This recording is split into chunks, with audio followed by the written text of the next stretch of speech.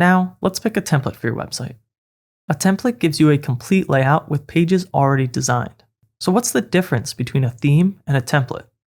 A theme, like Astra, controls the overall look of your entire website, things like fonts, colors, and layout.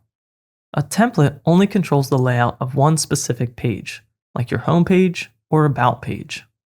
You can still change anything later, but choosing a good template gives us a great starting point. As you scroll, you'll see a few of these that are marked as premium. And if you click on any one of these, you can get a preview. If you aren't sure, click this X to return to the previous page. You can browse by category if you find that helpful. But this one caught my eye earlier, and I'll select that. If you have a site logo already, you can upload that here.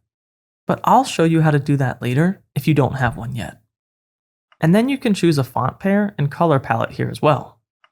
When you're ready, click Continue. Instead of selecting features, I'll click Skip this step. And I'll skip and continue here. And finally, check that you understand and click Submit and Build My Website. Your website may take just a few minutes to build. Once it's finished, click here to visit your website. With your template installed and your site built, you can explore and navigate around, but it's time to use the Elementor page builder to change what's on your website.